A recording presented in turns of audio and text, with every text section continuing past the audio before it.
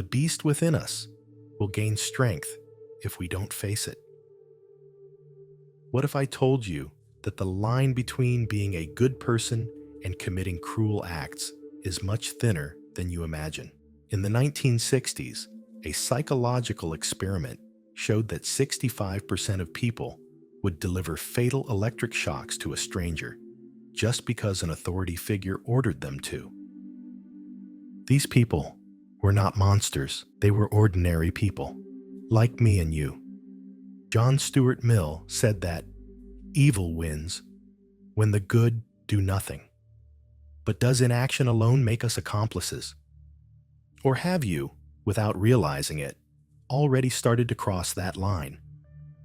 Tolstoy believed that we all know what is right and wrong, but what if in practice this certainty is just an illusion? What if the line between good and evil is much thinner than we think? Are you sure you have never crossed it? Although I'm not sure Tolstoy is right, if he is, that would be a huge disadvantage for the demons, don't you think? What if I told you that an excess of morality can be as dangerous as its absence? Carl Jung said that the more a person convinces himself that he is righteous, the more he ignores his own potential for evil. This phenomenon, called enantiodromia, shows that extreme forces tend to transform into their opposite. Have you ever seen someone so obsessed with being right that they ended up becoming intolerant? Someone who defended freedom, but began to censor any contrary opinion? This is how evil infiltrates. It doesn't come all at once. It comes in the form of small moral concessions that seem justifiable. In Letters from a Devil to His Apprentice by C.S. Lewis, the character Screwtape, an experienced demon, offers an interesting insight into everyday evil. In the book, C.S. Lewis describes how Screwtape gives advice to his nephew Wormwood to turn a man, called Patient, away from God and goodness, leading him into error and cruelty. Screwtape explains that even if demons cannot convince a person that something morally wrong is right, they can make them feel that morality is not important. We are often attracted to ideas because they seem useful or impressive, rather than because we actually believe them rationally. Therefore, Screwtape recommends that Wormwood makes the patient think that reflections on morality, God, or ethics have no practical value, that they are distant and irrelevant things. Screwtape insists that under no circumstances should the patient think deeply about what is right or wrong. Instead, he should only focus on what seems practical or urgent. If the patient begins to reflect on moral or religious issues, Wormwood should distract him, directing his attention to simple and immediate things, such as what he will eat for lunch or the routine concerns of the day. The idea is to make people indifferent to everything that involves values or principles. They may even say they believe in something, but if they don't put it into practice, it's as if these values don't even exist. Screwtape's goal, in his guidance, is to ensure that humans never truly commit to any ethical position. In the end, they end up acting like they don't believe in anything, without even realizing it. It is not necessary for a person to completely reject their moral values. It is enough for her to be distracted from them repeatedly, especially when difficulties arise in following them. C.S. Lewis suggests that the real moral danger lies not in big decisions, but in small, everyday concessions. You don't have to choose to be bad. Just ignore the good when it presents itself. So we become monsters without realizing it. The reasoning is simple. The less someone thinks about what is right or wrong, the easier it is for other concerns to occupy that space. For Screwtape, this works well because deep down, many people don't feel very excited about rigid value systems in the first place. I find this point interesting because I realize that this happens to me sometimes too. Like most people, I like to think of myself as someone with values and generally trying to be as kind as possible. but I can think of several times when I was less kind than I could have been, simply because I was in a bad mood or had difficult emotions at the time. Although C.S. Lewis mainly talks about how we can drift away from our relationship with God because of everyday worries, I believe this idea can go further. Often, without realizing it, we let our values seem less important, as if they were something we could ignore when we face real-life difficulties or pressures. Even those who don't believe in God can feel the weight of ignoring their own values. When these people act against what they believe in, the guilt can be so great that it seems impossible to bear. They may end up becoming someone they no longer recognize, and this can be as painful as any imagined punishment. Although Christianity often values free will and the autonomy of the human soul, C.S. Lewis dedicates much of his work to showing how a person's social circle and environment can influence their mind and move them away from their values. At the beginning, Screwtape comments that the patient spends a lot of time with a friend who is materialistic. Later, the demons ensure that he becomes involved with a group of high society people who see themselves as sophisticated and intellectually superior. The patient wants to impress these new friends and therefore begins to repeat what they say. When they support morally wrong ideas, he simply agrees or softens his own opinion without questioning or taking a clear stance. Screwtape wants him to develop a kind of split personality, that he prays in church and sees himself as a good Christian, but that, when he has dinner with his new friends, he disregards the same values he claims to defend. Screwtape's goal, in his guidance, is to ensure that humans never truly commit to any ethical position.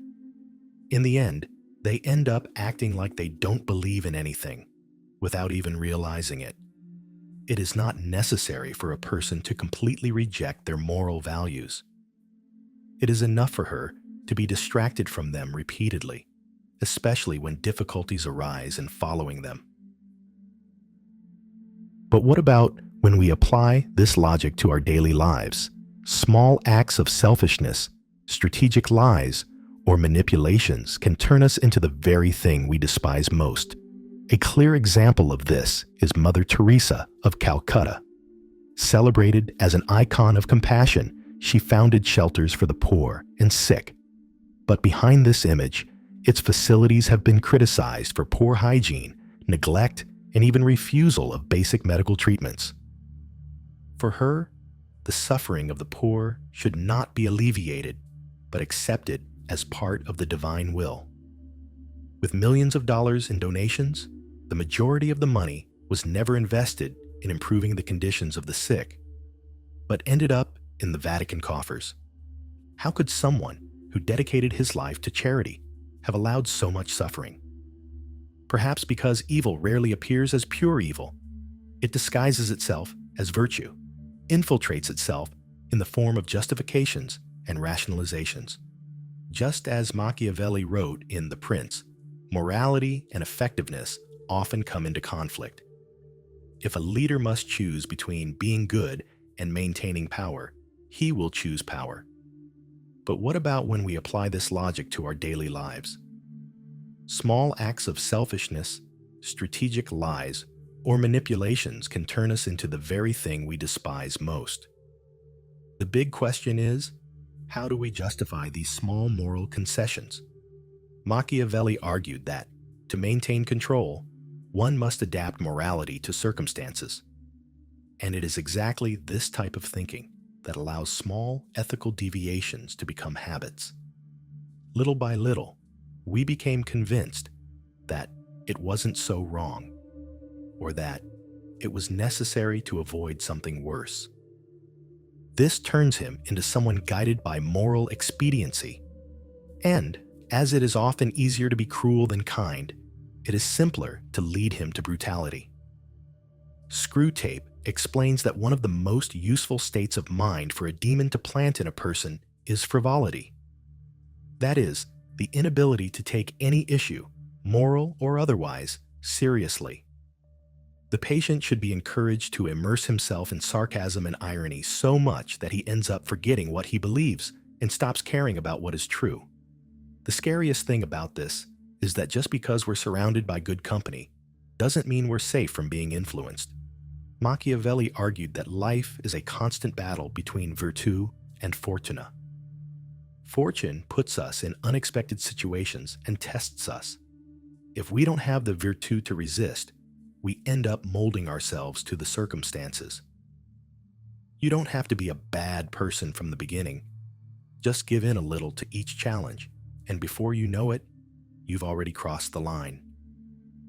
The real danger is not in a big choice between good and evil, but in the small, everyday decisions that make us lose who we are. This thought of Machiavelli reflects that of C.S. Lewis. He shows that pride is not just an isolated flaw, but the habit of thinking too much of oneself. This makes sense, since the demons in Lewis's work use social relationships to gradually weaken the values of their victims, encouraging internal divisions and selfish attitudes. Instead of making coexistence with admired people humble, the patient begins to despise those who are not part of his social circle. His high society friends divide his mind in two. On the one hand, what he believes is right. On the other, the way he acts to fit into this group. This internal division is a reflection of the separation he makes between those inside and outside his circle. We often look to others for examples of how we should behave. Therefore, it is important to pay attention to the people we spend time with, especially if we notice that they are gradually making us colder, more selfish, or cruel. However, Lewis also warns that even friendships based on virtues can end up stimulating our worst sides if they are not well directed. He emphasizes that the feeling of superiority in relation to others was, and continues to be, the root of many historical atrocities, and also of evil that we see in everyday life.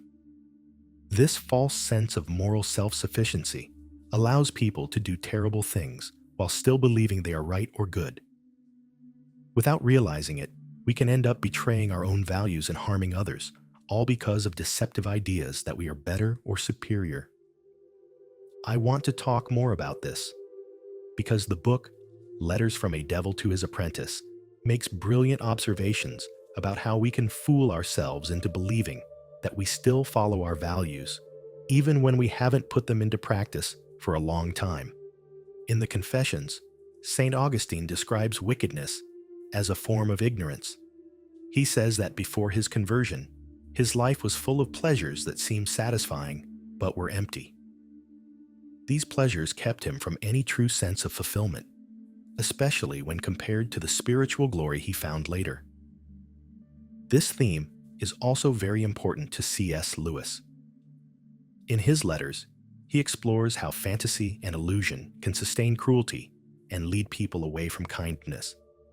In one of the letters, Screwtape explains that a human being is made up of three main parts: fantasy, intellect, and will. Much of Screwtape's advice focuses on ensuring that good things remain only in the realm of imagination, while bad feelings such as cruelty, selfishness, and unkindness take over a person's actions and wills. For example, Screwtape suggests that the patient imagine great acts of kindness, such as becoming an admired spiritual leader or donating his entire fortune to charity after his death. However, these ideas should be kept as distant dreams, something that will never be realized, but that still captures the person's imagination, making them feel like they are already being good, even without actually taking action. These fantasies make a person believe that they have already achieved their goals without actually taking action. Meanwhile, Screwtape encourages bad mood and pride, turning kindness into something self-serving.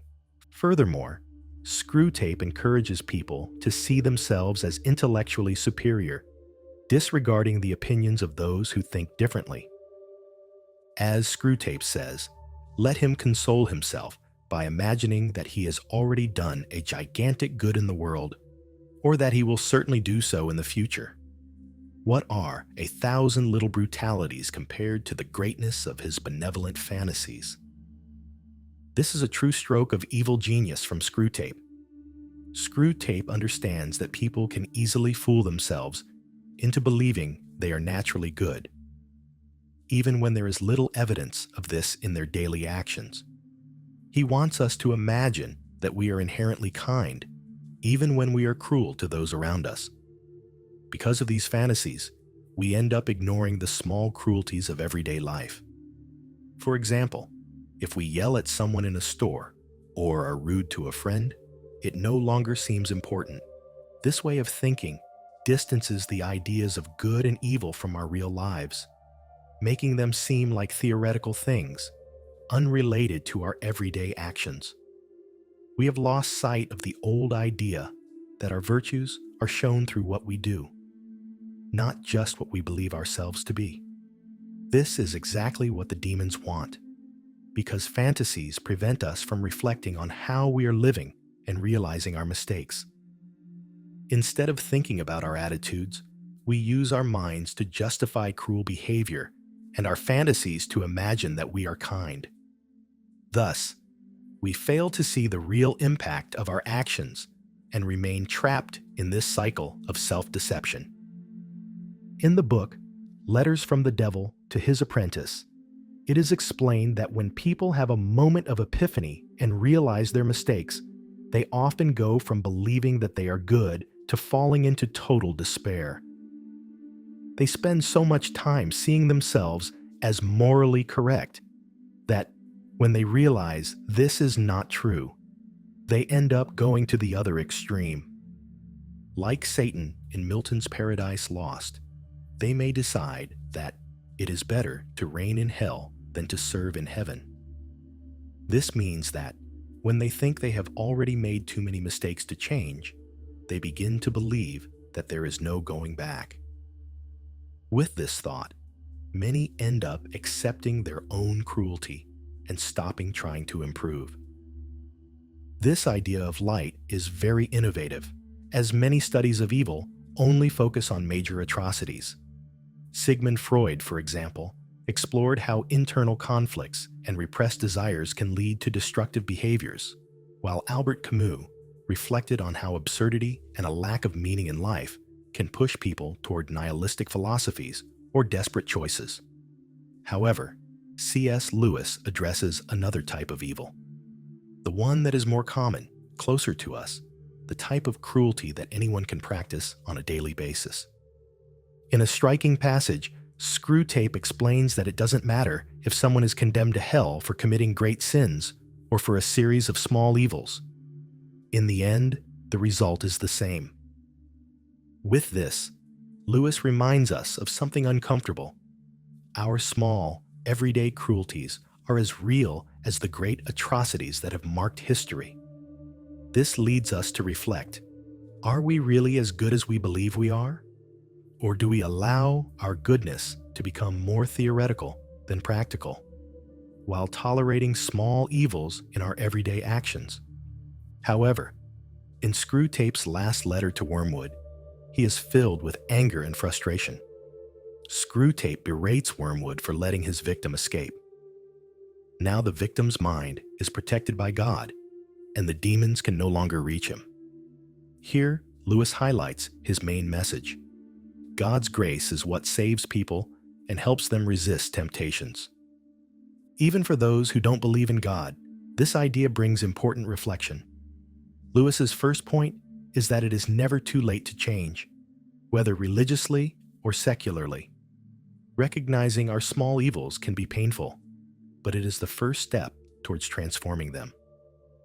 Lewis elevates the impact of everyday actions by relating them to the forces of good and evil, showing that even the simplest choices have great importance. Man, now protected by God, did not perform any of those great heroic acts that he used to imagine in his fantasies. Instead, he dedicates himself to practicing simple kindness, praying for his daily food and the strength to do good in the hours ahead. It is transformed into a stunning combination of normalcy and sanctity. Before, he was a reflection of the small cruelties we see every day. Now, it represents common kindness. He's like the person who gives you a subway ticket you won't use anymore, or the stranger who stops you on the street to ask if you're okay.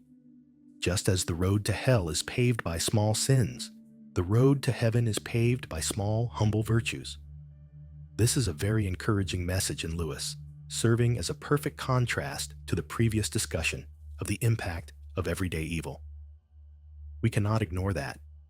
For Lewis, God plays an essential role in explaining everyday goodness. This leads us to an important question. What is needed to resist the temptation of evil and remain firm in the face of situations that push us towards wrong choices? The answer lies in personal responsibility. This reflection brings us to the uncomfortable truth that Lewis highlights. We all carry within us both the potential for good and evil. We are beings full of contradictions, capable of heroic acts and profound cruelties. Choosing between these two paths is not something you do once. It's a constant struggle that we face every day. Light invites us to see this duality within ourselves, to understand that evil is not just in distant places or in monsters, but also within each of us. Recognizing this truth and accepting that we have the capacity for both helps us, as Carl Jung would say, to have more control over our choices and to make decisions that reflect our true essence.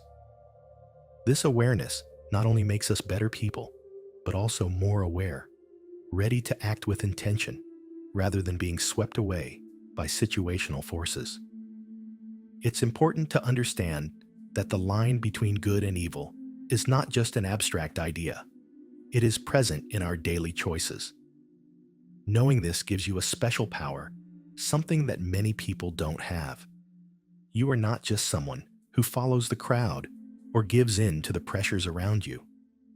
By being aware of the forces that can lead you down the wrong path, you gain the responsibility to use them to your advantage. This awareness gives you the tools you need to resist. In the end, it's not just about avoiding evil. It's about actively choosing to do good. The choice between good and evil does not happen in a single grand moment. It is made up of a series of small decisions on a daily basis. Every time you choose to stand up for what is right, every time you resist pressure from others and recognize the humanity in those around you, you are standing up to the forces that try to keep you from who you really are. This fight is not easy and will not always be clear, but it is essential. The author makes it clear that doing good is not simple. Throughout the letters, we see examples of people who believe they are being loving, but in reality, they are just feeding their own pride or desire for control. For Lewis, developing genuine and constant care for others is a long and difficult task, but it is worth the effort. If you are religious, this may be motivated by the hope of a reward in another life.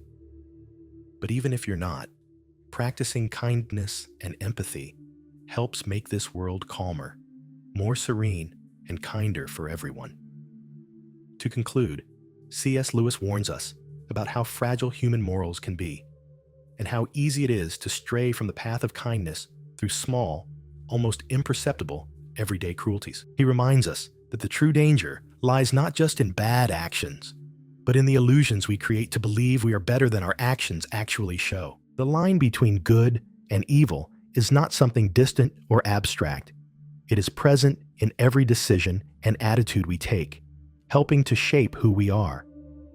Lewis challenges us to recognize this duality within ourselves and to commit ourselves to good, not through grand heroic gestures or unattainable perfections, but through small acts of true kindness. These small gestures, when added together, can transform both ourselves and the world around us. Now think, what were your small concessions today? Are you in control of your morality or just being carried along by the current?